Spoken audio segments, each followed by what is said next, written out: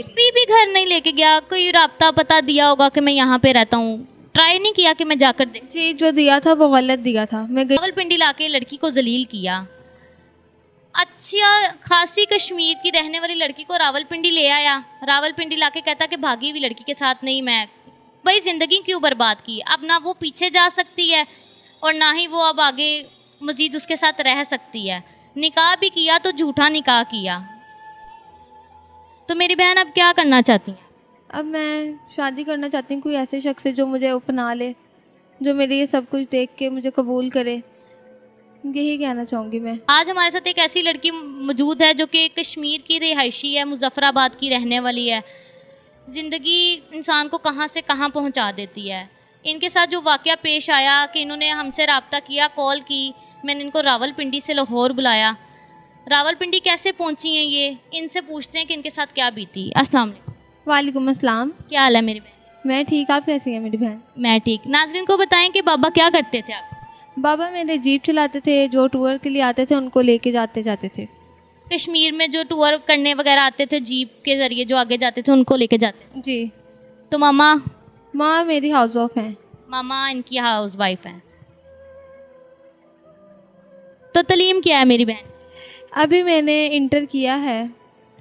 तो मेरी बहन आपके साथ तो क्या हादसा पेश आया था जब आप स्टडी कर रही थी, कुछ बताएंगी थोड़ा बहुत?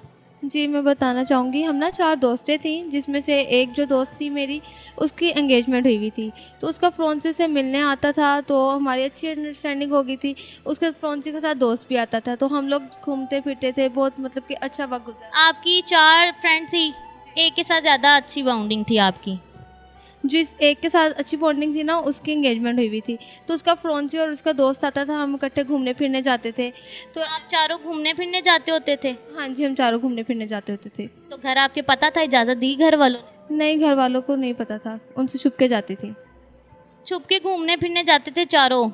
उसकी मंगनी हुई हुई थी? हाँ जी, उसकी मंगनी हुई हुई थी, उसकी अब शादी भी हो गई है। उसकी शादी हो गई है। तो आपका क्या सीन बना? मेरा सीन ये बना कि हम घूमने फिरने जाते थे, एक दूसरे को नंबर हमने दे दिया, बातें वगैरह होने लग गई। मेरी दोस्त की शादी हो गई, मैंने भी उस लड़के को कहा कि हाँ मैं तुम्हारे से सीरियस हूँ। उसने कहा मैं भी सीरियस हूँ, चलो हम शादी ही कर लेते हैं, निकाह कर लेते हैं। मैंने उसको कहा तुम अपने घर वालों को मनाओ, मैं अपने घर वालों को मनाती हूँ। मैंने जब अपने घर वालों को कहा तो वो नहीं माने। लड़के ने मुझे कहा कि मेरे भी नहीं मान रहे, तो मैंने उसको कहा चलो हम छुप के निकाह कर लेते हैं। दोनों के घर वाले एग्री नहीं थे? वो लड़का आपके दोस्त का दोस्त था? जी, मेरी दोस्त के जो मंगेतर था ना, उसका दोस्त था।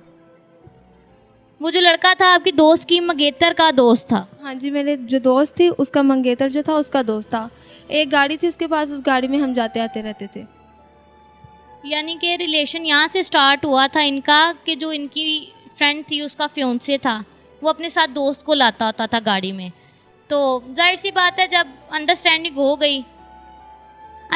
हो गई थी आप लोगों की। जी, बहुत अच्छी अंडरस्टैंडिंग हो गई थी हमारी। तो आपने उसे शादी का कहा तो आगे से उसने क्या कहा?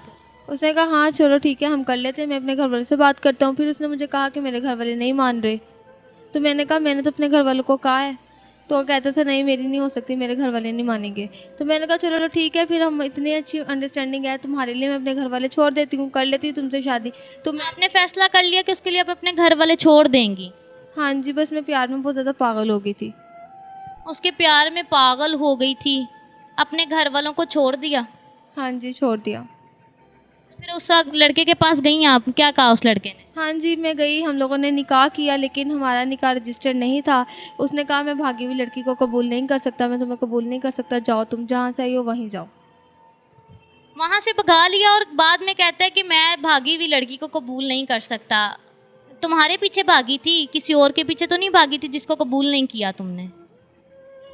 क्या कह सकते हैं, मैंने तो बहुत कोशिश की थी कि मैं उसके घर चले जाऊँ, लेकिन वो कभी मानता ही नहीं था घर लेके जाने के लिए। अभी भी घर नहीं लेके गया, कोई राब्ता पता दिया होगा कि मैं यहाँ पे रहता हूँ, ट्राई नहीं किया कि मैं जाकर देख? जी जो दिया था वो गलत दिया था। मैं गई थी वहाँ, मैंने बहुत कोशिश की, लेकिन नहीं कोई बेचारी ने मजबूर होकर, तंग होकर, कहीं से किसी ना किसी से नंबर लेकर हमसे रब्ता किया है कि मैं इस टाइम रावलपिंडी में खड़ी हूँ।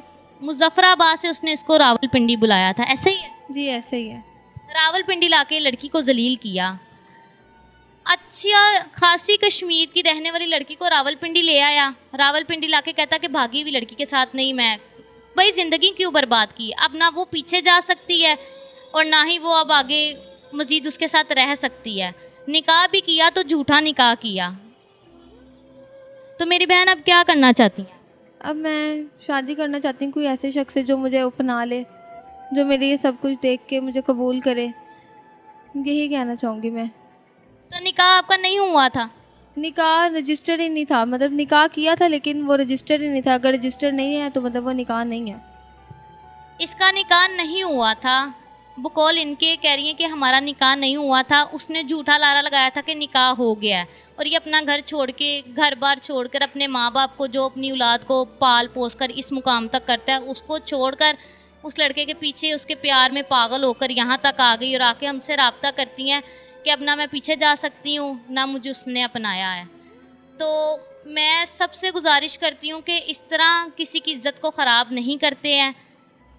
अपनाना है तो उसको बताओ कि मैं अपनाना चाहता हूँ, नहीं तो फिर उसको ब्लॉक कर दो, उसे साफ मना कर दो कि मैं नहीं करना चाहता। भगा के फ़ायदा बाद में उसको बताने का।